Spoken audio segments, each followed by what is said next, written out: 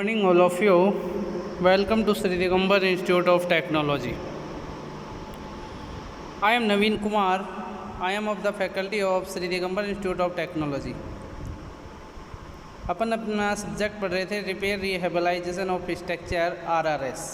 ठीक है, कल अपन ने इसका एक वीडियो लेक्चर किया था, उसमें पढ़ा था डिटोरेशन ऑफ कंक्रीट के बारे में पढ़ा था। उसका बेसिक पढ़ा था कि डिटोरेशन के कॉजेज क्या क्या होते हैं, किस किस वजह से डिटोरेशन कंक्रीट के अंदर होता है।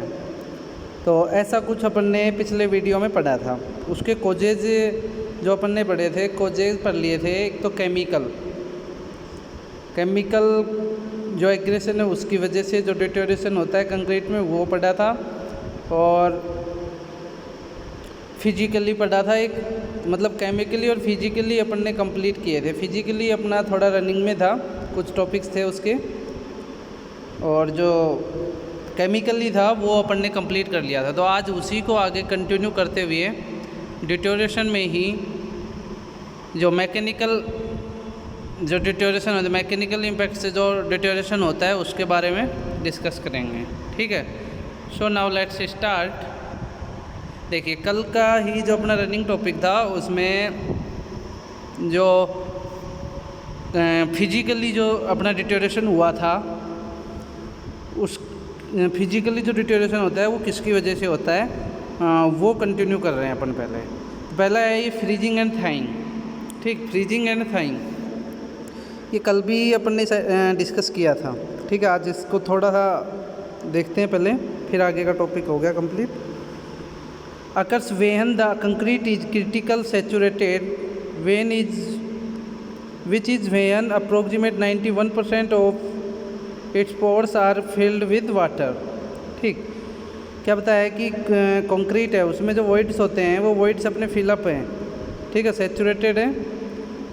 अगर वो वाटर से फिलअप हैं तो अगर टेम्परेचर अपना डिक्रीज होता है, तो टेम्परेचर डिक्रीज होता है तो वो क्या होगा, फ्रीजिंग की कंडीशन में जाएगा। तो फ्रीजिंग की कंडीशन में अगर जाएगा तो जो वाटर उसमें पहले जो फिलअप होगा ना, वो 91% प्योर वाटर फिलअप है। ठीक है, देखिए आगे, when water freeze to ice it occupies 9% more volume then that of water. जो 9% जो वॉल्यूम है वो फ्रीजिंग की कंडीशन में जाने के बाद इंक्रीज होता है।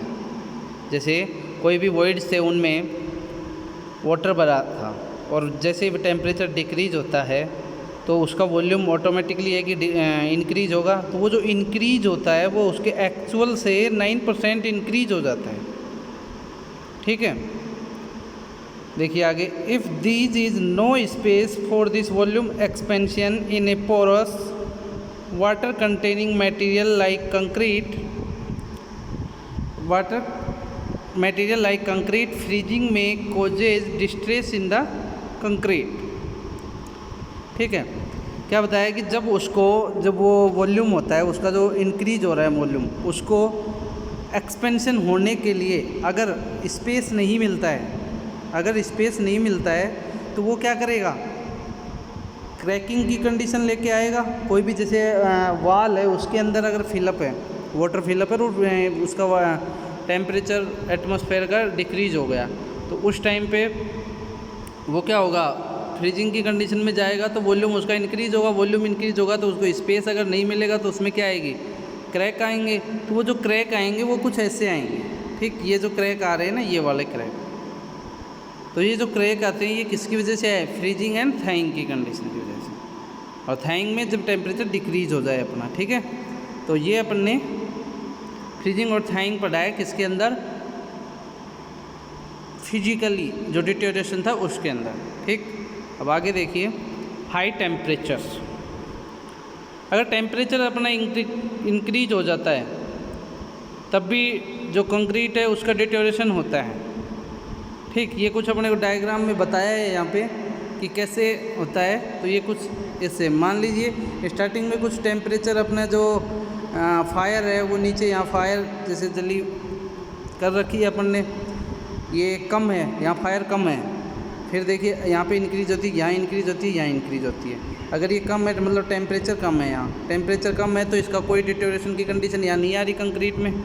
जैसे ही इसको इंक्रीज़ करते हैं तो ये डिटेरियोरेशन देखो, ऐसे ये जो दिखा रहा है ब्लैक ब्लैक, ये डिटेरियोरेशन हो गया। ठीक, फिर इसको और इंक्रीज़ करते हैं तो ये कुछ यहाँ डिटेरियोरेशन और इंक्रीज़ होता है, और जिसको और ज़्यादा इंक्रीज़ करते हैं तो पूरा डिटेरियोरेशन कर देता है कंक्रीट को टेम्परेचर। अब जो ये टेम्परेचर है ये फायर का, ये कितना होता है वो देखिए। During a fire the temperature may reach up to 1100 degree Celsius in building. एक बिल्डिंग के लिए जब टेम्परेचर 1100 डिग्री सेल्सियस तक पहुंच जाता है, and even up to 1350 degree Celsius internals leading to severe damage in concrete structure. 1100 से about जाता है, मतलब 1350 तक अगर डिग्री सेल्सियस तक अगर टेम्परेचर चला जाता है तो डिटेरियोरेशन कंक्रीट का हो जाता है, कंक्रीट डैमेज होने लग जाती है। ठीक, जो कि अपन ने इनमें दिखाया है, इन डायग्राम को दिखा के यही शो कराया है कि उसका डिटेरियोरेशन कैसे हो रहा है। ठीक है, तो ये अपना जो हाई टेम्परेचर होता है उसके ऊपर कोजेज था इसका। नेक्स्ट है श्रिंकेज एंड क्रैकिंग की वजह से। श्रिंकेज और क्रैकिंग को जानते हैं अपन कि श्रिंकेज क्रैकिंग होता कैसे। मेनली जो कंक्रीट के अंदर अगर अपन श्रिंकेज की कंडीशन देखते हैं, सबसे पहले देख रहे हैं श्रिंकेज। श्रिंकेज होता कैसे है? श्रिंकेज मेनली जो अपना सीमेंट की क्वांटिटी है, ठीक है, सीमेंट की क्वांटिटी है, सीमेंट की क्वांटिटी में अगर जो मटेरियल है उसमें यूज करते हैं अपन CSH जो है वो यूज करते हैं, कंपाउंड होता है अपना, वो यूज कर रहे हैं। उसकी क्वांटिटी यदि या तो इंक्रीज हो रही है या फिर डिक्रीज हो रही है। ठीक, जो मटेरियल लिया जा रहा है उसमें एल्यूमिना, सिलिकन जो ये लिया जा रहा है, इनकी क्वांटिटी अगर इंक्रीज या डिक्रीज है या चेंज है तो क्या होगा, जो श्रिंकेज होगी उसमें जब अपन उसका पेस्ट बना के प्लेस करेंगे तो प्लेस करने के बाद जब वो जैसे ही ड्राई कंडीशन में आता है तो उसमें एक क्रैक से गिरते हैं, क्रैक से पड़ते हैं, या फिर वॉइड्स टाइप में छिद्र से हो जाते हैं। ठीक, तो वो जो होते हैं वो किसकी वजह से होते हैं, वो इस श्रिंकेज की वजह, इसी को क्या कहते हैं श्रिंकेज। श्रिंकेज हुआ किससे, क्वांटिटी से। अब एक तो जो श्रिंकेज है वो सीमेंट की क्वांटिटी में या कंक्रीट क्वांटिटी में जो चेंजेस किया है उसकी वजह से हुआ है। ठीक, दूसरा अगर इसका तरीका देखें तो वो होता है जैसे टेम्परेचर अपन ने इंक्रीज किया फिर डिक्रीज किया और उसकी क्यूरिंग अच्छे से नहीं की है। ठीक है, जैसे उसको प्लेस किया उसके बाद उसकी क्यूरिंग सही से नहीं की, तब भी वो क्रैक्स आ जाते हैं। अब जो क्रैक्स आएंगे वही अपना श्रिंकेज है। अब जो मेनली जो क्रैक है, श्रिंकेज और क्रैकिंग है, जो क्रैकिंग है वो अपना टेम्परेचर के ऊपर डिपेंड करता है। ठीक है, तो टेम्परेचर के ऊपर डिपेंड करेगा ड्राई और वेट के कंडीशन में। ठीक, तो जो क्रैक्स आएंगे तो जो कंक्रीट होगा उसका डिटेरियोरेशन होगा। ठीक, कंक्रीट कोलैप्स होगी। ठीक है, कोई भी कंक्रीट का मेंबर है वो कोलैप्स होगा। ठीक, अब देखिए newly placed concrete develops tensile stresses as difference in temperature and moisture content develops in the drying concrete and shrinkage occurs in it.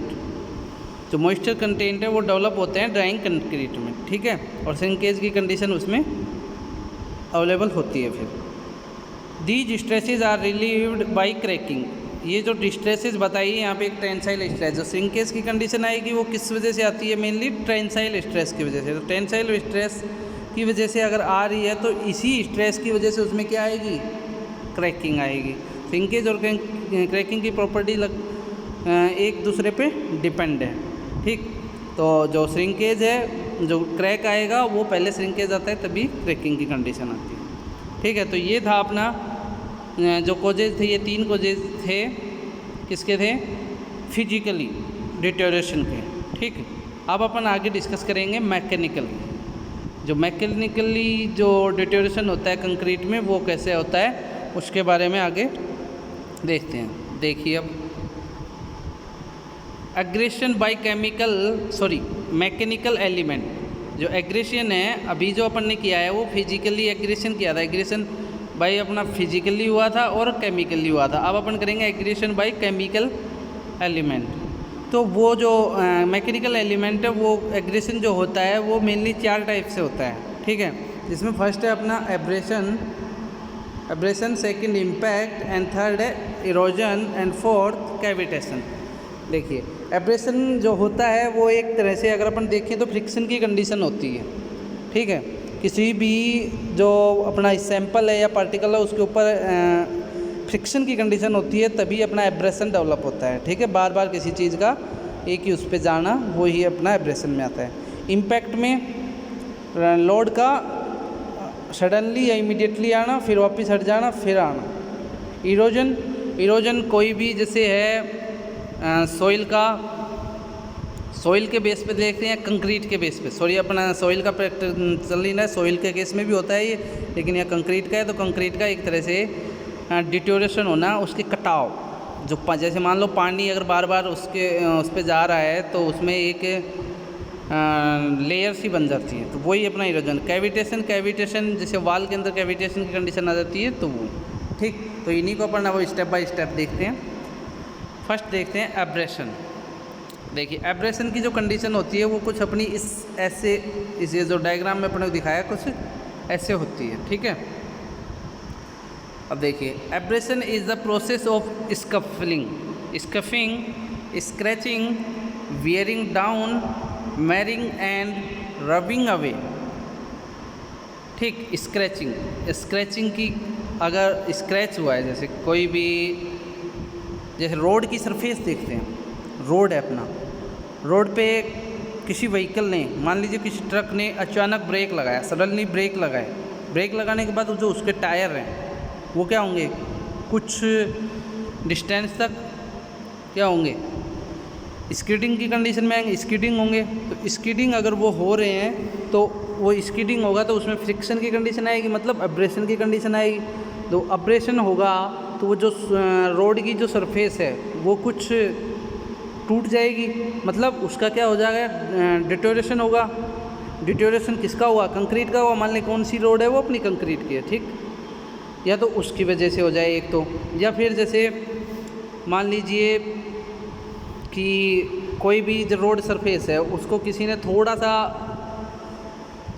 मतलब ब्रेक कर दिया है, तोड़ दिया है, थोड़ा सा तोड़ दिया है, तो वो उसके बाद धीरे धीरे कुछ इंक्रीजिंग ऑर्डर में चले जाएगा, उसके ऊपर व्हीकल आएंगे तो ब्रेक लगेंगे, तो उसमें क्या आएगा, अब्रेशन की कंडीशन आएगी। तो वो चीज़ पहले स्टार्टिंग कहाँ से होती है, स्क्रैचिंग से होती है, तो स्क्रैचिंग से ही वो डाउन होती जाती है।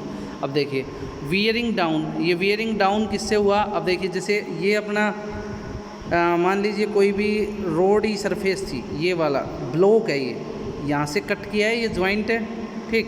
तो ये जॉइंट अपन ने रखा है, तो ये कुछ अपर साइड में है। अब अगर इसमें फ्रिक्शन की इनकी कंडीशन आती है तो बार बार लोड अगर आ रहा है तो ये क्या है, ये डाउन हो जाता है नीचे, क्रैक्स वगैरह आने से, देखो इसमें क्रैक्स भी आए हैं, तो ये कुछ डाउनिंग की कंडीशन में आ जाता है, ठीक। फिर देखिए रबिंग अवे में मतलब ये एक दूसरे के ऊपर फिसलना, मतलब स्कीडिंग होना। जैसे अब ये डाउन हो गया तो क्या होगा, थोड़ा बहुत ये स्कीडिंग भी होगा आगे की साइड में, अगर इसके ऊपर अपन लोड पीछे से लगा रहे हैं, ठीक है। नेक्स्ट है it can be intentionally imposed in a control process using an abrasive, ठीक है। इसको मतलब जो अब्रेशन जो हो रहा है उसको अपन कंट्रोल भी कर सकते हैं, या तो जो उसकी सरफेस है उसको अपन कुछ अलग ऊपर मटेरियल लगाएं, या सीमेंट की कोई एक लेयर लगा दें खाली सीमेंट की, तो क्या है कि उसका अब्रेशन रुक सकता है, मतलब फ्रिक्शन की कंडीशन रुक सकती है, ठीक है। तो ये था अपना क्या, अब्रेशन मेन जो डिपेंड हुआ वो किस पे हुआ, फ्रिक्शन पे हुआ। और जो उसके प्रोसेस हैं वो क्या है, पहला है स्कफलिंग, दूसरा स्क्रैचिंग, फिर वियरिंग डाउन या मैरिंग, या फिर रबिंग अवे, ठीक है।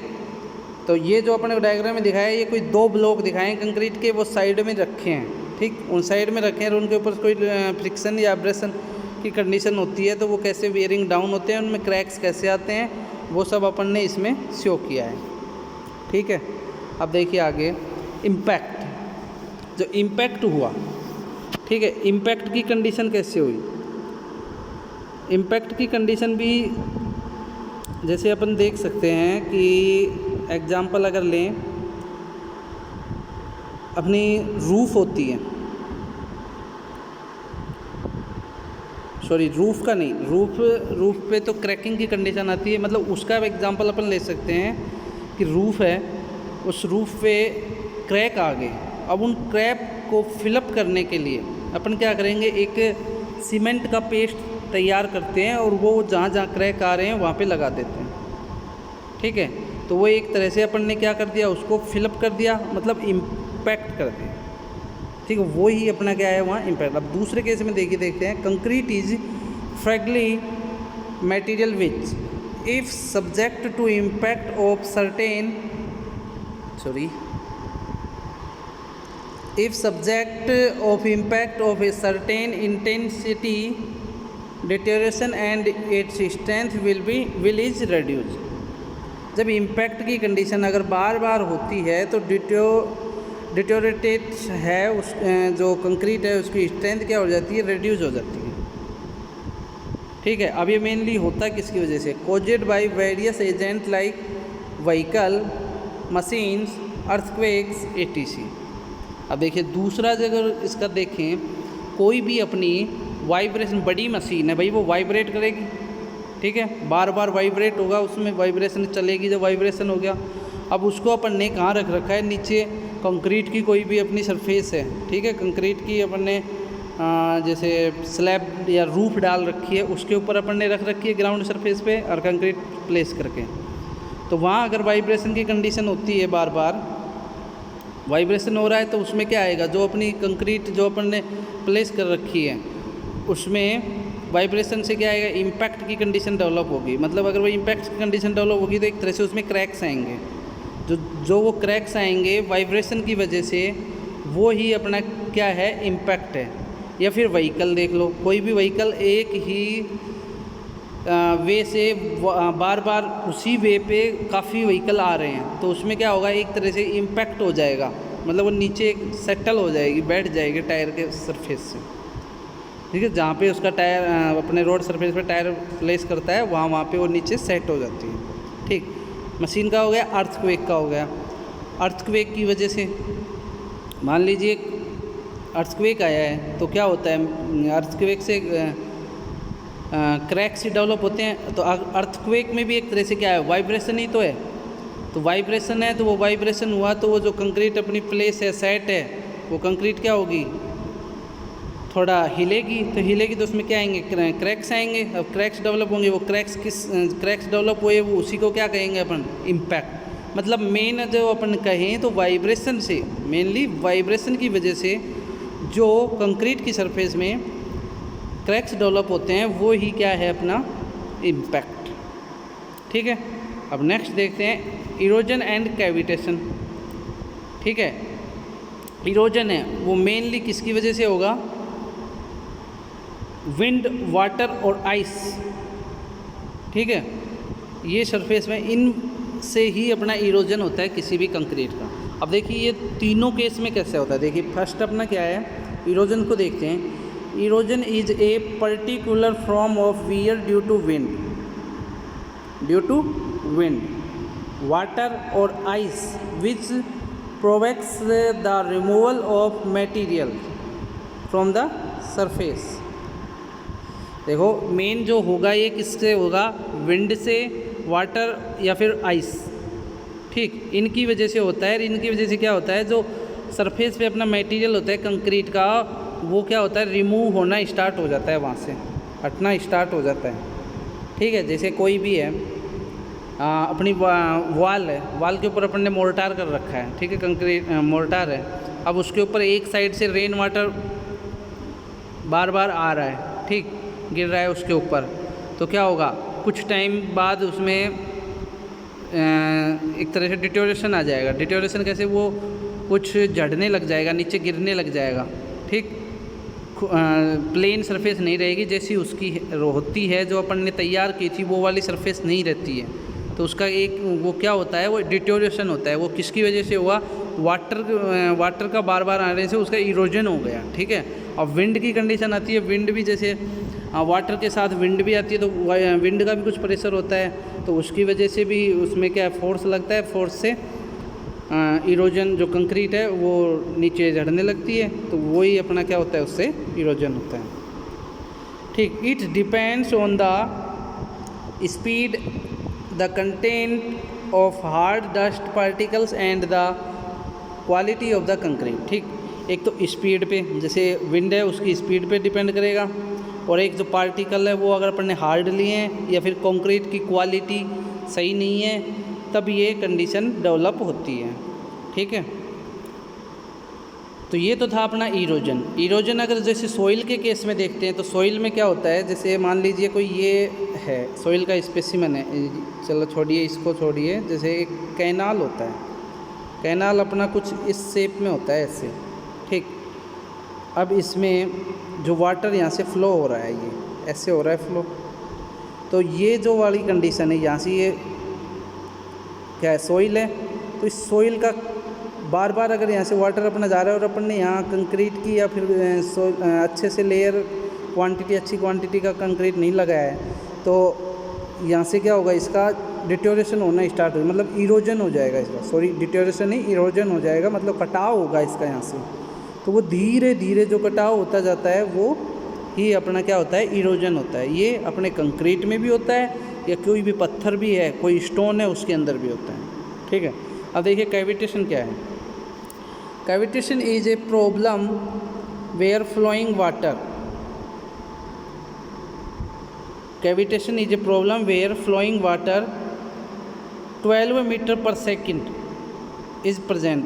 जो वाटर फ्लो हो रहा है वो 12 मीटर पर सेकेंड वेलोसिटी से अगर ज़्यादा हो रहा है तब कैविटेशन की कंडीशन है। The high speed of water together with an irregular surface where the water flow provoke turbulence and areas of low pressure and vertex